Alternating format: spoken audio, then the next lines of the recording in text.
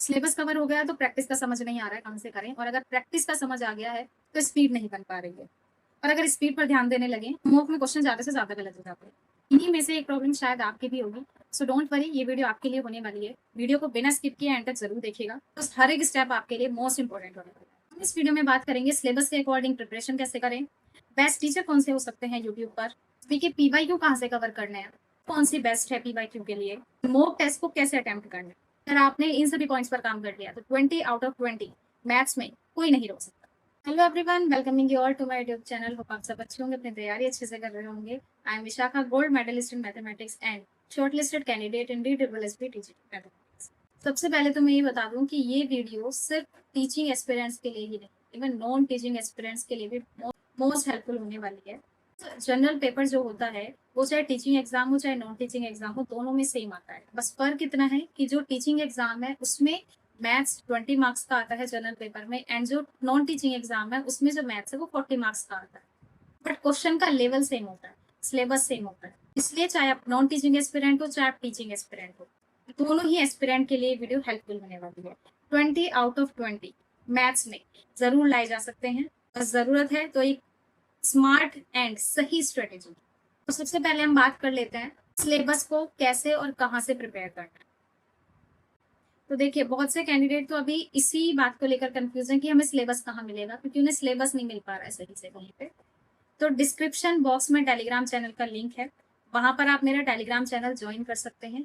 वहां पर आपको DSSB जनरल पेपर 1 जो सभी के लिए सेम होता है सिलेबस मिल जाएगा। मीडिया सेक्शन में जाना, वहां पर आपको सिलेबस मिल जाएगा। अब उस सिलेबस का करना क्या है, वो सिलेबस या तो अपनी नोटबुक के फ्रंट पेज पे कॉपी कर लेना है, या फिर किसी भी A4 शीट पे कॉपी करके अपने स्टडी टेबल के सामने लगा। मीन्स उस सिलेबस का एक एक पॉइंट आपको पता होना चाहिए कि सिलेबस में ये आने वाला है, तो मुझे ये चीजें कवर करनी है।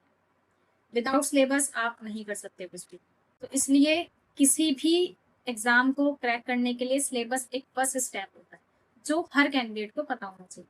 अब हम आते हैं टीचर्स पर कि बेस्ट टीचर्स कौन से हो सकते हैं DSSB जनरल पेपर के लिए, मैथ्स के लिए।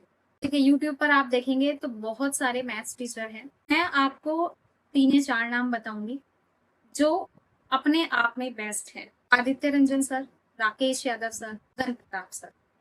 तो ही SSC लेवल का मैथ्स कराते हैं। DSSB में SSC लेवल का मैथ्स तो नहीं आता, मॉडरेट लेवल का पेपर आता है। बट हमें तैयारी ऊपर की लेकर चलनी है, ताकि अगर कभी DSSB ने अपना पैटर्न बदल दिया, थोड़ा वो हार्ड की तरफ मूव किया, तो हमें एग्जाम को क्रैक करने में कोई दिक्कत ना आए। तो मैंने जो आपको 2-3 नाम बताए टीचर्स के, Aditya Ranjan sir, Rakesh Yadav sir and Gagan Pratap sir. अब इनकी क्लासेस कैसे लेंगे? सबसे पहली बात, कंफ्यूज नहीं होना है टीचर्स को लेकर। आपको पहले एक टीचर्स की डेमो क्लासेस लेनी है, देन दूसरे टीचर की लेनी है, देन तीसरे टीचर की लेनी है। एक ही टॉपिक की लेनी है। सपोज आप परसेंटेज की क्लासेस ले रहे हो, ठीक है, तो आदित्य रंजन सर की भी परसेंटेज की क्लासेस लीजिए, गगन प्रताप सर की भी परसेंटेज की क्लासेस लीजिए, एंड राकेश यादव सर की भी परसेंटेज की क्लास लीजिए। एक ही टॉपिक को तीनों टीचर्स से क्लास लेके देखिए। ठीक, अब आप सोचोगे कि मैम तो मैं टाइम वेस्टिंग वाला चीज बता रही है, हम ऐसे ही क्लास लेते रहेंगे तो फिर हम अपना सिलेबस कब कंप्लीट करेंगे। तो देखिए, अगर आप एक दिन इसमें दोगे तो आपके आने वाले 4 से 5 महीने टेंशन फ्री से एकदम डेडिकेटेडली आप उस चीज पर फोकस कर पाओगे जो आप करना चाह रहे हो 20 आवर। आपने एक दिन उस पर नहीं दिया, नहीं समझा कि कौन सा टीचर मेरे लिए बेस्ट है, तो आप उन 4 से 5 महीनों में अब सिर्फ टीचर्स में ही उलझ कर रह जाओ। एंड ये रियलिटी है कैंडिडेट्स का, है आपके साथ। अगर आप रिलेट कर पाओगे तो मोस्टली कैंडिडेट के साथ ये प्रॉब्लम होती है। पहले टीचर डिसाइड कर लो कि आपको किससे पढ़ना है। तो एक टॉपिक की तीनों टीचर से क्लासेस लीजिए, आपको जिस टीचर का अच्छे से समझ आए। ठीक है, आप डिसाइड कर लो कि अब मैं एंड तक इन्हीं टीचर से पढ़ूँ। 3 टीचर के अलावा भी और भी टीचर हो सकते हैं यूट्यूब पर, है आपको उन टीचर का अच्छे से समझ आए। इसको जिस टीचर का समझ आ रहा है वो वहीं से क्लासेस अपनी रेगुलर रखे। पर जो स्टार्ट कर रहा है तैयारी को, तो उसके लिए मैंने बताया कि ये 3 टीचर बेस्ट हैं। बट अगर इनके अलावा आपको किसी और टीचर से समझ आ रहा है, देन आप फ्रीली उनसे क्लासेस ले सकते हैं। जब आप अपनी क्लासेस लोगे तो आपको नोट्स बनाना, बिना नोट्स के नहीं होगा कुछ भी। ये मत सोचना कि हमने क्लास ले ली, समझ आ गया, क्वेश्चन कर लिए, देन हो जाएगा, नहीं। वो चीजें दिमाग में सिर्फ ज्यादा से ज्यादा 10 या 15 दिन रहेंगी, उसके बाद अगर वो दोबारा से रिवाइज नहीं हुई तो वो चीज आप भूल जाओगे। सभी के साथ ये प्रॉब्लम होती है, चाहे कोई कितना भी ब्रिलियंट हो। अगर रिवीजन की है एग्जाम को क्रैक करने की, तो अगर आप रिवीजन नहीं करोगे, आगे का पढ़ते जाओगे, पीछे का भूलते जाओगे, तो कभी नहीं हो पाएगा। तो इसलिए अपने नोट्स बनाइए। नोट्स ऐसे बनाने हैं, आपने कोई भी चैप्टर लिया तो उसका एक कॉन्सेप्ट लिया, देन उसके नीचे उसके 2 question, then next concept 2 question, इस तरह से नोट्स बनाने हैं। ये नहीं है कि बहुत लेंथी नोट्स बना लिया आपने, फिर वो बाद में रिवाइज नहीं हो पा रहे या फिर टाइम से कवर नहीं हो पा रही। ठीक है, छोटे नोट्स बनाने हैं, रजिस्टर्स के पेज कम भरने हैं, कॉन्सेप्ट मेन है, 2 क्वेश्चन से ज्यादा नहीं करने कॉन्सेप्ट पे। इस तरीके से अपने नोट्स बनाए, शॉर्ट नोट्स हो जाएंगे वो आपके नोट्स। आपको सिलेबस भी पता लग चुका है, आपने अपने टीचर डिसाइड भी कर लिए हैं, एंड आपने अपने नोट्स भी बना लिए। अब बारी आती है PYQ and question practice. PYQ से आपको पता लगता है कि हम जिस एग्जाम की तैयारी कर रहे हैं उस एग्जाम में एग्जामिनर किस तरीके के क्वेश्चन पूछ रहा है, हमें अपनी तैयारी को किस लेवल का लेकर चलना है। पीवाईक्यू इसलिए किए जाते हैं। पीवाईक्यू आपको कहाँ से करने हैं? यूट्यूब चैनल है मैथ्स बाय जयसर, इनकी प्लेलिस्ट है जिसमें इन्होंने DSSB के 2025 के जितने भी पेपर्स हुए हैं सबकी वीडियोस बनाई हुई है। तो वहां से अपनी क्वेश्चन प्रैक्टिस कर लेना बहुत अच्छे से। क्वेश्चन प्रैक्टिस जब ही करनी है जब आप चैप्टर से गो थ्रू हो जाओ, चैप्टर आपको अच्छे से आ जाए, ठीक है, उसके बाद आप अपने क्वेश्चन प्रैक्टिस पे जाइए। हमने सारे पीवाईक्यू करा रखे हैं, एंड आपको टेलीग्राम चैनल पर भी मिल जाएगी PDF, डिस्क्रिप्शन में लिंक है, ज्वाइन कर लेना। तो ये हुई आपकी पीवाईक्यू की क्वेश्चन प्रैक्टिस। बुक से करना चाहते हैं आप, अगर आपको नहीं समझ आता प्रैक्टिस के लिए कि मुझे तो बुक से ही ठीक है प्रैक्टिस करना, बुक से ही हो पाएगी मेरे से, तो बुक है, आप इनसे प्रैक्टिस कर सकते हैं DSSB के जनरल पेपर मैथ्स की। पीवाईक्यू का आपका हो गया, आप मैथ्स बाय जयसर से कर सकते हैं, टेलीग्राम में आपको PDF मिल जाएंगी पीवाईक्यू की, एंड ये बुक है, इनसे कर लेना।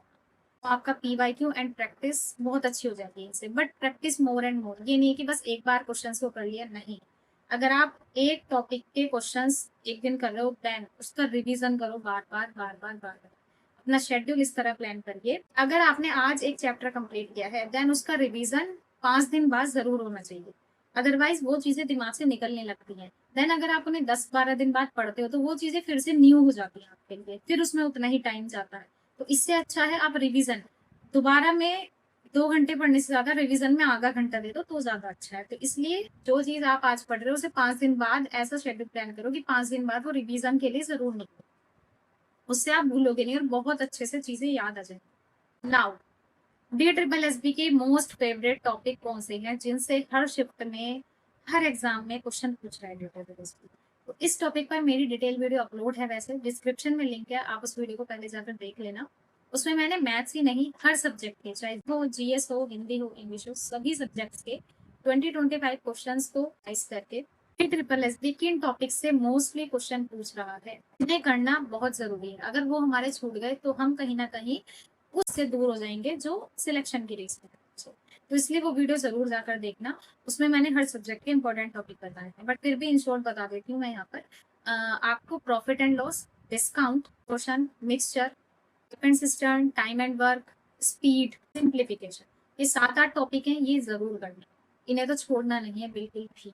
अब हम आते हैं अपने last step, mock test. Mock test कैसे देने हैं? कैंडिडेट सोचते हैं कि मॉक टेस्ट में इतना बड़ा क्या है, हम तैयारी करेंगे मॉक टेस्ट देने बैठेंगे हो जाएगा, बट ऐसा नहीं होता। मॉक टेस्ट में भी हमें सही तरीके से काम करना है, वरना ना तो हमारी स्पीड आ पाती है ना हमारी एक्यूरेसी आ पाती है, और हाइपर हम अलग होते हैं जब हमारे नंबर कम आते हैं। इसलिए मॉक टेस्ट देने में भी हमें एक स्मार्ट स्ट्रेटेजी प्लान करना चाहिए। सबसे पहले तो हम मॉक टेस्ट दें कहाँ से? Text book is a best platform, ठीक है, वहां जाकर आप उनका पास ले सकते हैं। अगर आपने नहीं ले रखा है, ये रेफरल कोड कॉपी कर लेना, आपको 12% का डिस्काउंट मिल जाएगा। तो टेक्स्ट बुक पर जब आप मॉक देंगे तो स्टार्टिंग में आपको स्पीड पर ध्यान नहीं देना। आप जब स्टार्टिंग में मॉक दे रहे होंगे तो आपका मोटिव रहना चाहिए कि मुझे क्वेश्चन करने ज्यादा से ज्यादा, मेरा ये मॉक टेस्ट ऐसा होना चाहिए कि मैं कितने क्वेश्चन अटेम्प्ट कर पा रहा हूँ, नॉट स्पीड। स्पीड पर ध्यान मत देना स्टार्टिंग में, पहले ये देखना कि मेरे से कितने क्वेश्चन अटेम्प्ट हो रहे हैं, कितनी एक्यूरेसी है। ठीक, स्टार्टिंग में हो सकता है स्पीड कम आए, कम क्वेश्चन अटेम्प्ट हो, क्वेश्चन ज़्यादा भी गलत हो, मार्क्स कम आए निगेटिव मार्किंग की वजह से, और जो रैंक आती है वो भी आपकी बहुत कम आए। तो उसे देख के घबराना मत, डरना मत, ठीक है? स्टार्टिंग में सबके साथ ऐसे ही होता है। तो शुरू के 10-12 मूव इसी मोटिव से देना कि अपनी प्रैक्टिस के लिए मूव दे रहे हैं, हैबिट में लाने के लिए मूव दे रहे हैं, ताकि हम इस मॉक टेस्ट में जब हम बैठते हैं तो जो हमारे सिर पे बर्डन होता है उसे हम फील कर पाए, क्योंकि एग्जाम हॉल में जब हम बैठेंगे तो उससे ज्यादा बर्डन होगा।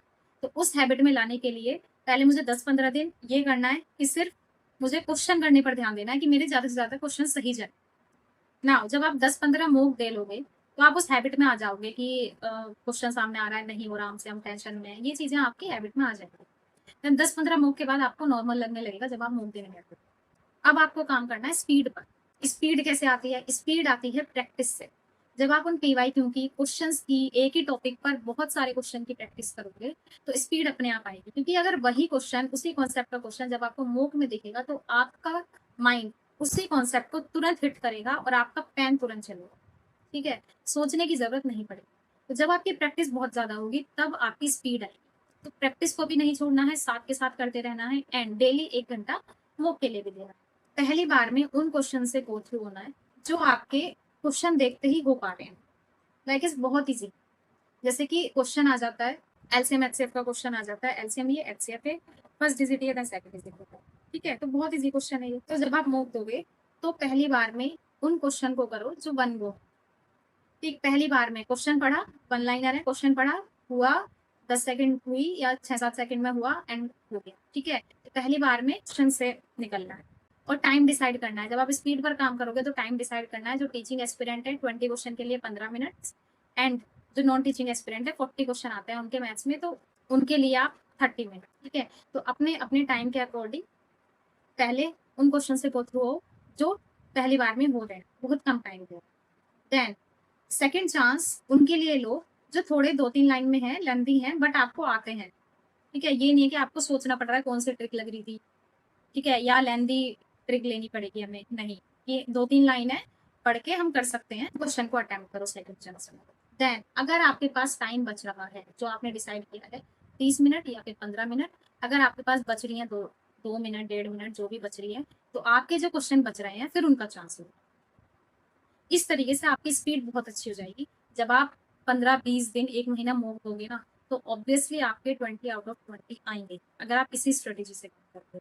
Syllabus, then notes, teacher decide, then PYQ, question practice, mock test देने का तरीका, ठीक है? एंड लास्ट स्टेप एनालिसिस करना है अपने मॉक टेस्ट को, ठीक है?